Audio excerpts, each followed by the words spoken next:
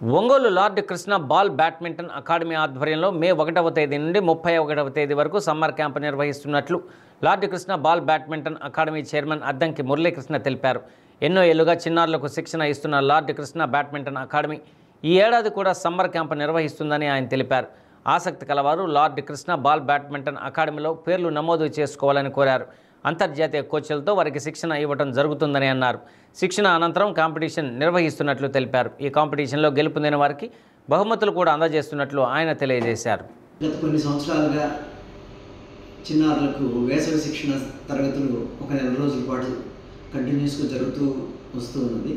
అందులో భాగంగానే ఈ సంవత్సరం కూడా మే 1వ తారీఖు నుండి 31 మే వరకు ఈ 31 రోజులు ఈ బాలికలకు మా అకాడమీలో ట్రైనింగ్ ఇవ్వడం జరుగుతుంది. ఈ సదవకాశాన్ని జిల్లాలోని ప్రతి విద్యార్థులు సద్వినియోగం చేసుకోవాల్సిందిగా కోరుతున్నాను. ఏజ్ 7 ఇయర్స్ 6 ఇయర్స్ నుంచి 15 ఇయర్స్ వరకు. కోచెస్ ఎక్కడ నుంచి కోచింగ్ ఎక్కడ నుంచి coaching NIS coaching NIS coaching coaches ఉంటారు. మొత్తం 3 కోచెస్ ఉంటారు.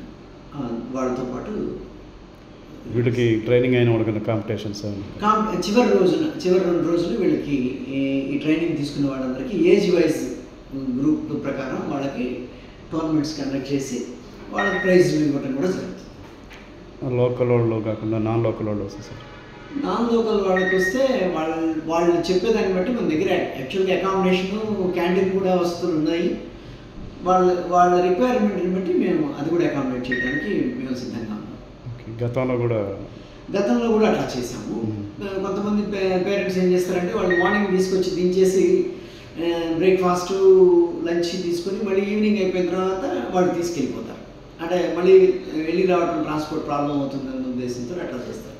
టైమింగ్స్ 3 షిఫ్ట్లుగా దీన్ని డివైడ్ చేశారు. 6 to 7:30, 10 to 11:30, మళ్ళీ 5 to 7:30. అట్లా వాళ్ళు ఏ టైంలో వాళ్ళకి అవకాశం కుదురుతుందో దాని ప్రకారంగా వాళ్ళని ఏర్పాటు చేయాలి.